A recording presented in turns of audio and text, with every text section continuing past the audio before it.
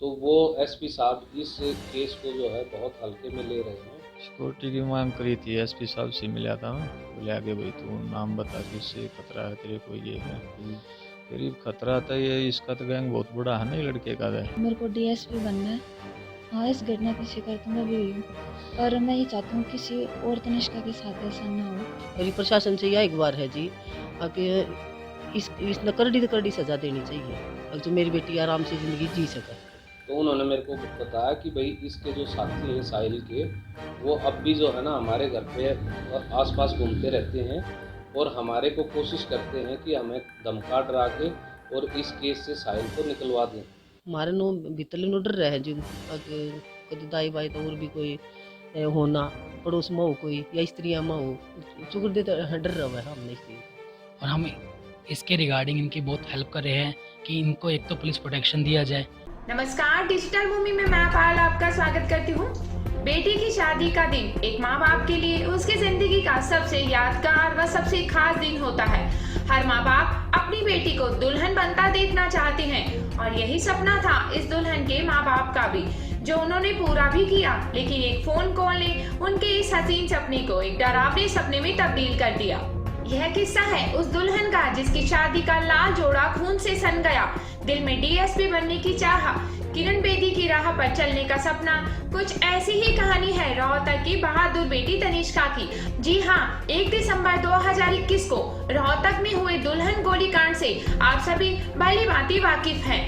1 दिसंबर देर शाम को बड़ी ही चाह के साथ तनिष्का के परिजनों ने घर से डोली विदा की और डोली ससुराल भाली अनंतपुर गांव में अभी घुसी भी नहीं थी कि कुछ युवकों ने चोरी की गाड़ी डोली के आगे अड़ा दी और एक नहीं दो नहीं लगभग 6 से 7 गोलियां दुल्हन पर दाग दी।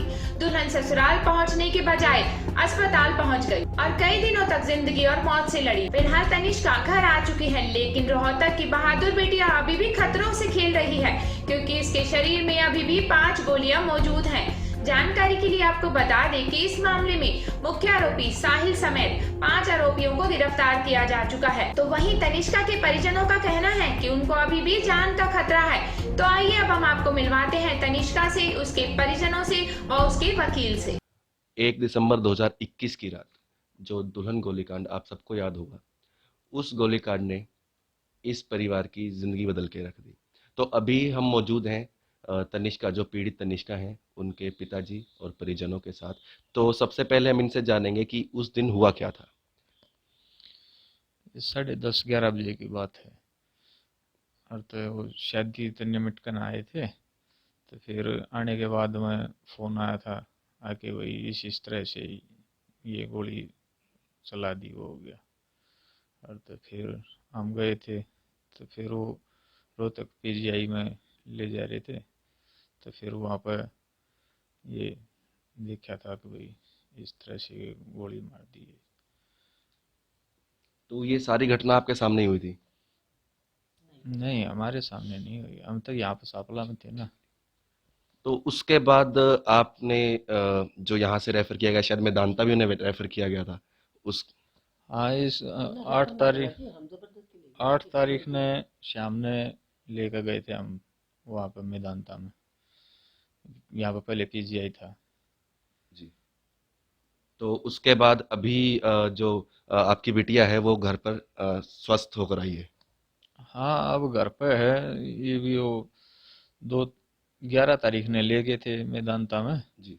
और तो फिर दिखा के ले आए थे। फिर 15 दिन की दवाई और दी है, और एक सीटी स्कैन बोला है, वो सीटी स्कैन करवाएंगे फिर वो होगा। तो आपने किसी प्रकार की सिक्योरिटी की मांग नहीं करी अभी तक? सिक्योरिटी की मांग करी थी, एसपी साहब से मिला था मैं। जी। और तो वकील के साथ में, फिर वो वकील भी बाहर निकाल दिया था। मेरे से अकेले में बात करी थी, बोले आगे भाई तू नाम बता किससे खतरा है तेरे को, ये है। फिर ये खतरा था, ये इसका तो गैंग बहुत बड़ा है ना, ये लड़के का है। कम से कम 30-35 बच्चे हैं इसके उसमें। जी। ठीक है, तो ये हम किसके नाम को बतावा, किसको जानते हैं, किससे खतरा है।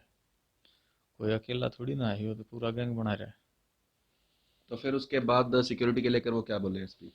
एसपी साहब ने तो बस ये कहा कि भाई ये 1-2 बात करी थी कि भाई नाम बता तो किससे खतरा है। जो जिससे खतरा था वो तो जेल में डाल दिया है, मगा जी यो अकेला नहीं है, इसके साथ में कम से कम 30-35 बच्चे हैं मगा। जी। ठीक, खतरा तो है ही। तो यानी कि आपके कहने का मतलब ये है कि वो बिना नाम के आपको सिक्योरिटी देने को तैयार नहीं है। नहीं, बगैर नाम के कोई सिक्योरिटी नहीं। तो इस पर आपने कुछ और कोशिश करी कि किसी तरीके से आपको सिक्योरिटी मिल सके? वो और तक यहाँ पर ये इसमें दैनिक भास्कर में भी निकलवाया था मैंने, जी। और एक उसमें दैनिक जागरण में भी निकलवाया था। जी। आगे जिस तरह से एसपी साहब से मिले थे और वो सिक्योरिटी के लिए मना कराया था। ठीक है। तो इससे पहले भी इस जो ये आरोपी है इसने ऐसी कुछ हरकत करी है? हाँ, पहले यो इस तरह में स्कूल में जाते थे या ट्यूशन पर जाते थे, तब यो मोटरसाइकिल लेकर न रास्ता रोकता था, तो इसका मन पता लगा था। और तो फिर मैं इसके घर पर जाकर न 2-3 जने हम इसके घर पर जाकर न समझा दिया था इसको जी। आगे भाई ये अच्छा नहीं होगा। तो आप कुछ अभी आवेदन या कोई प्रार्थना करना चाहेंगे प्रशासन से या किसी भी तरह की? आवेदना तो ये है जी कि जो अपराधी हैं इनको सख्त से सख्त सजा दी जाए, जो भी कानून में लिखी हो उससे सख्त सजा हो।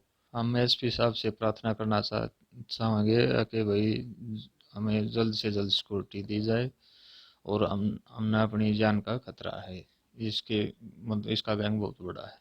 नमस्कार, अभी हमारे साथ मौजूद हैं रोहतक की बहादुर लड़की, जिनके साथ 1 दिसंबर 2021 को जो दुर्घटना हुई उससे आप सब भली भांति वाकिफ हैं।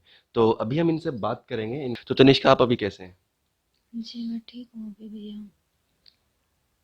आप हम देख रहे हैं यहाँ किताबें पड़ी हैं आपके साइड में, आप अभी से पढ़ रहे हैं, तो थोड़ा सा इस बारे में जानकारी देंगे? हाँ, जिस दिन मैं वहाँ से आई थी ना, वहाँ से हॉस्पिटल से डिस्चार्ज होके, तो उसी दिन ही आ गई थी मेरी बुक्स वगैरह। तो मेरे को डीएसपी बनना है, तो उसके लिए तो बहुत सारी पढ़ाई करनी पड़ेगी। तो मैं लगी हुई हूँ, एक दिन में मतलब 100 क्वेश्चन तो कर लेती हूँ, 50 सुबह और 50 शाम को। तो आप डीएसपी ही क्यों बनना चाहते हैं, मतलब आप पुलिस में ही क्यों जाना चाहते हैं? पुलिस में इसलिए जाना चाहती हूँ, जो किरण बेदी मैम है ना, तो वो मैं उनको अपना आइडल मानती हूँ। और जैसे उन्होंने लड़कियों के साथ, औरतों के साथ उनका इतना साथ दिया है, और जहाँ लड़कियों की आवाज़ दबी रह जाती है उनको, मतलब मैंने देखी थी उनकी बहुत सारी वीडियो इंटरव्यू वगैरह। तो उन्होंने एक ओपन डोर पॉलिसी चलाई थी, उसमें जो ये लड़के हैं चौराहे पे खड़े हो जाते हैं, उनको लड़कियों को परेशान करते हैं, और जो ये घरेलू मारपीट होती है, तो उनमें उन्होंने बहुत बड़ा कदम उठाया था। तो मैं भी ऐसा ही कुछ करना चाहती हूँ, और इसमें थोड़ा अपडेट लाऊंगी, कोशिश करूंगी कि जो लड़कियों के साथ अब हो रहा है वो आगे चल के ना हो। हाँ, इस घटना की शिकार तो मैं भी हुई हूँ, पर मैं ये चाहती हूँ किसी और तनिष्का के साथ ऐसा ना हो। और मैं अपने आप से पूरी कोशिश करूँगी कि लड़कियों को एक प्रोटेक्शन दूँ, जिससे वो घबराए ना, किसी से डरे ना। और मैं किरण बेदी मैम की तरह ही अपनी लाइफ में कुछ करना चाहती हूँ। तो आपका प्रशासन को कोई मैसेज? प्रशासन को ये मैसेज है कि जो वो गुंडे मवाली होते हैं, कोई भी हो इसमें जो गलत काम करते हैं, उनको कड़ी से कड़ी सज़ा दे, जैसे वो किसी को परेशान ना करे। और मुझे अपने कानून पे पूरा विश्वास है कि वो मुझे इंसाफ़ दिलाएंगे। तो आप देख सकते हैं कि इनको बहादुर कहना बिल्कुल भी गलत नहीं होगा, क्योंकि जो खुद एक ऐसी घटना की शिकार हुई वो अभी आगे लड़कियों के लिए आवाज उठाना चाहती हैं, वो डीएसपी बन के ऐसी घटनाएं आगे रोकना चाहती हैं। तो इस कार्य के लिए बहुत ही हिम्मत और बहुत ही विश्वास की जरूरत है। तो डिजिटल भूमि के माध्यम से तनिष्का, आपको हम शुभकामनाएं देते हैं ताकि आप आगे बढ़ते रहें, और हमारी तरफ से आपको बेस्ट ऑफ लक कि आपकी जो भी सपने हैं वो सब जल्दी जल्दी पूरे हों। तो अभी हमारे साथ मौजूद हैं तनिष्का की ताई जी। तो इनसे हम जानते हैं कि इनका इस बारे में क्या कहना है। प्रशासन को ये है जी कि न्याय दिलाना चाहिए मरता ही। और जो दुश्मन अपना आप ऑटोमेटिक सामने आ गया, जी। ठीक है ना जी। इतना हमारा आरामदारी तो निपटाएगा, इतना हम निपटा रहे थे, और जैसे तैसे हम अपने गाड़ी ने अपने रास्ते पे ले जा रहे थे। ठीक है, परेशान तो कर रखे थे इस लड़के ने, पर ये प्रशासन से यह एक बार है जी कि इसने करड़ी तो करड़ी सजा देनी चाहिए, अब जो मेरी बेटी आराम से जिंदगी जी सके। जी। ना तो और कोई तनिष्का न देगा जी। वो प्रशासन पूरा मतलब इतना वो लगा हुआ है, पुलिस महकमा भी सारा भी जो भी है इनमें इन्वॉल्व, और जो दोषी है ना जी और भी इन्वॉल्व है उनने सब ना सजा मिलनी चाहिए उनमें। इसी तरह हमारे नो भीतर नो डर रहे हैं जी, अगर कभी दाई बाई तो और भी कोई होना पड़ोस में हो कोई या स्त्रियां में हो, चुकर देता डर रहा है हमने इस चीज का। तो यानी कहीं ना कहीं आप ये कहना चाह रहे हैं कि अभी आपको दुश्मनी थोड़ी सी बढ़ गई है। हाँ दुश्मनी तो बढ़िया है जी, इन्होंने कहाँ से ने बंदूक ली, कितना गोली खरीदी, वे काम कर दुश्मन बन गए कि नहीं मारे, हमने बेरा ही नहीं जी चीजा का। जी ये समाज में लेकर ना दुभर हो रहा है, जी कोई किसी अच्छे लोग भी है वैसे भी है। वैसे मैं बताऊं जी चारू गांव में बड़ा धन्यवाद देना चाहूँ, हमारा बहुत ही सपोर्ट और बहुत ही सहयोग करा है हमारा, और मेरी बेटी के लिए भी सहयोग करा है, और आशा मैडम ने भी हमारा बहुत सहयोग करा है जी। और आशा मैडम की वजह से ही मेरी बेटी ने आज मतलब जिंदा है जी, उसी ने मतलब स्टेप उठाया और मैदानता में करवाई जी। और हमारी कितनी वो था जी अगर मैदानता में, उन्हीं की बदौलत ही बेटी बची आज हमारी।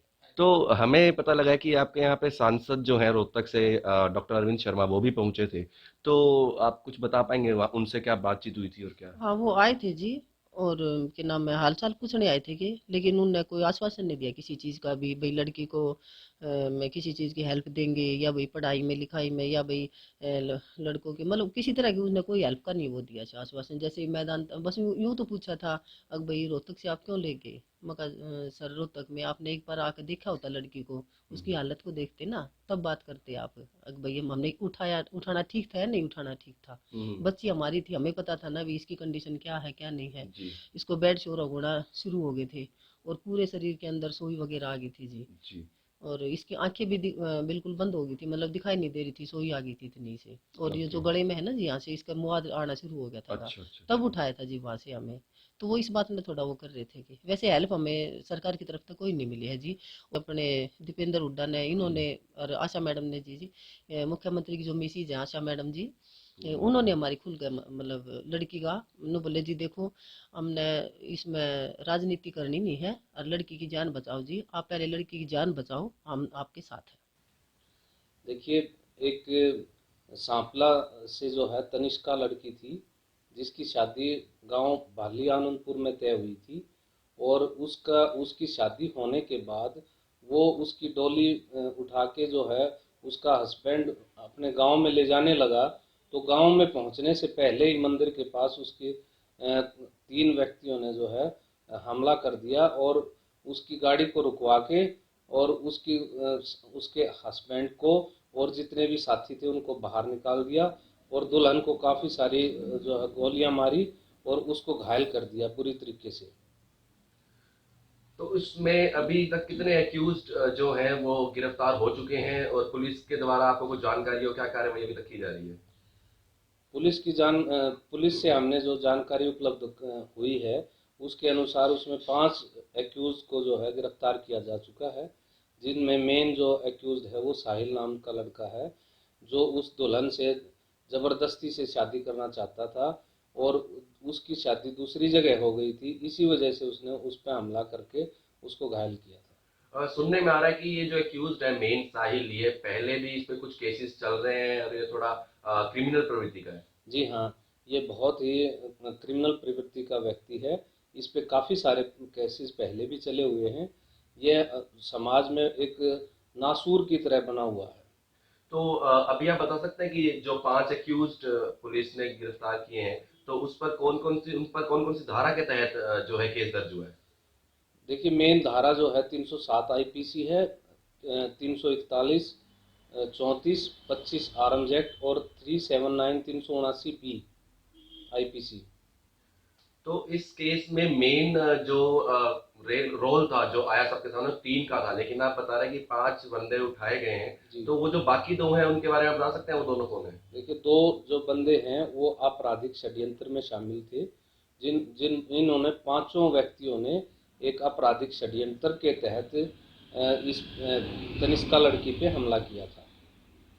तनिष्का के पिताजी मेरे पास आए हुए थे और उनसे मैंने पूछा कि भाई आपको किसी प्रकार का डर भय हो तो मुझे बताइए, तो उन्होंने मेरे को बताया कि भाई इसके जो साथी हैं साहिल के, वो अब भी जो है ना हमारे घर पे और आसपास घूमते रहते हैं और हमारे को कोशिश करते हैं कि हमें धमका डरा के और इस केस से साहिल को निकलवा दें। तो इस वजह से मैंने जो है उनको कहा कि आप जो है अपने एसपी साहब को एक एप्लीकेशन मूव कीजिए। कि पिताजी ने एसपी साहब को एक एप्लीकेशन मूव की जिसमें लिखा था कि भी हमारे को जान माल का साहिल के साथियों से काफ़ी खतरा है। लेकिन एसपी साहब ने ना तो अब तक कोई सुरक्षा मुहैया कराई है और ना ही कोई और ऐसा इंतजाम किया है। तो ऐसा कुछ पता लगा आपको कि ऐसा क्यों हुआ, कि वो क्यों नहीं दे रहे सिक्योरिटी? देखिए, जहाँ तक मेरी पर्सनल जानकारी की बात है तो वो एसपी साहब इस केस को जो है बहुत हल्के में ले रहे हैं और इस पे कोई सीरियस एक्शन लेने के लिए तैयार नहीं है। तो अभी जो है कोर्ट में जो हियरिंग है, अगली डेट कब की है हियरिंग की? इस केस में अगली डेट 19 जनवरी 2022 लगी हुई है और इस केस में अभी तक चालान फाइल नहीं किया गया है। पुलिस ने अपनी तफ्तीश कंप्लीट नहीं की है। उस पुलिस की तफ्तीश कंप्लीट होने के बाद पुलिस जो है कोर्ट में चालान फाइल करती है, जिसके लिए डेट लगी हुई है। इस केस में जो एक्यूज्ड हैं तो उनके लिए आप किस सजा की मांग करने की कोशिश करेंगे? देखिए, मैं तो मांग फांसी की करने की कोशिश करूंगा, लेकिन इस केस में फांसी की सज़ा नहीं हो सकती क्योंकि इस पे 307 धारा लगी हुई है। 307 धारा में जो है फांसी की सज़ा का प्रावधान नहीं है। आपका जो आप ये कार्य कर रहे हैं, हमें पता लगा आपने एक एनजीओ के थ्रू असहाय जो गरीब हैं उनके लिए आप केसेस लड़ रहे हैं। आपकी एनजीओ का नाम न्याय सबको सेवा समिति है, तो थोड़ा सा आप हमें इस बारे में बताएंगे और अपने बारे में भी। हाँ जी, मैं ललित कौशिक एडवोकेट 99 से जो है मैं डिस्ट्रिक्ट कोर्ट रोहतक में प्रैक्टिस करता हूँ और प्रैक्टिस करने के दौरान मुझे ये एहसास हुआ कि कुछ समाज में दबे कुचले और गरीब असहाय लोग ऐसे होते हैं जिनको न्याय प्रणाली में न्याय लेने के लिए बड़ा संघर्ष करना पड़ता है। उनकी मदद करने के लिए मैंने एक अपनी एनजीओ का गठन किया जिसमें हम लगभग आज के दिन 20 वकील साथियों के साथ काम कर रहे हैं और उस समिति में हम जो है जो समाज में अपनी आवाज़ उठाने में न्याय लेने में असक्षम होते हैं उनको न्याय दिलाने की कोशिश करते हैं। इसी उद्देश्य से हमने इस समिति का गठन किया है। अभी तक आप कुल कितने केसेस इस एनजीओ के द्वारा लड़ चुके हैं? देखिए, हमारी एनजीओ बहुत ज़्यादा पुरानी नहीं है। लगभग 8-10 केसेस अभी हमारे पास जो विक्टिम साइड से आए हुए हैं, जिसमें ज़्यादातर महिलाओं के केसेस हम जो हैं इसमें डील कर रहे हैं। तो अगर कोई आपसे इस मामले में कांटेक्ट करना चाहता है तो कैसे कांटेक्ट कर सकता है? हमने वैसे तो वेबसाइट भी बनाई हुई है अपनी और हम जो है हमें अपना प्रचार भी करते हैं और गांव में जाके और कहीं छोटे मोटे प्रोग्राम भी अरेंज करते हैं जिनमें हम लोगों को जागरूक करते हैं कि वो न्याय की तरफ अपना हाथ बढ़ा सकें। तो यह जो आप केस लड़ रहे हैं ललित जी, तो ये भी आपकी इस एनजीओ के अंडर ही है या अलग तरीके से? नहीं, हम इस केस को जो है एनजीओ के मार्फत ही डील कर रहे हैं और हमने इस केस में किसी प्रकार की कोई फीस किसी से चार्ज नहीं की है और आगे भी नहीं करेंगे और हम इस केस को अगर ज़रूरत पड़ी तो सुप्रीम कोर्ट तक ही फ्री में लड़ेंगे। तो डिजिटल भूमि आपकी सोच को सलाम करती है और आपके इस काम का सराहना भी करते हैं। आप एक बहुत ही अच्छा कार्य कर रहे हैं क्योंकि ऐसा बहुत जगह देखने नहीं मिलता कि बहुत से जो गरीब लोग हैं उनको सिर्फ पैसों की कमी की वजह से न्याय नहीं मिल पाता है। तो आप ये एक बहुत अच्छी सोच के साथ चल रहे हैं, तो हमारी शुभकामनाएं आपके साथ हैं। जी, धन्यवाद। तो अभी हमारे साथ मौजूद हैं एडवोकेट चिराग सचदेवा। ये भी एडवोकेट ललित के ही ग्रुप से हैं और उनकी एनजीओ के थ्रू ये भी सजा दिलाने में आरोपियों को इनके परिजनों की मदद कर रहे हैं। तो चिराग जी, आप इस बारे में कुछ कहना चाहेंगे? नहीं, हम तो बस ये कहना चाहेंगे कि इनकी हम हेल्प कर रहे हैं कि उस जो एक्यूज्ड को सख्त से सख्त सज़ा दी जाए और हम इसके रिगार्डिंग इनकी बहुत हेल्प कर रहे हैं कि इनको एक तो पुलिस प्रोटेक्शन दिया जाए और साथ में हम इनकी जैसे हो सकेगा हम उसको सज़ा दिलवाएंगे। तो हमारी तरफ से ये है कि गुड़िया जल्दी से जल्दी ठीक हो जाए, उसके ऑपरेशंस जो पेंडिंग है वो कंप्लीट हो जाए और बाकी हम कर रहे हैं।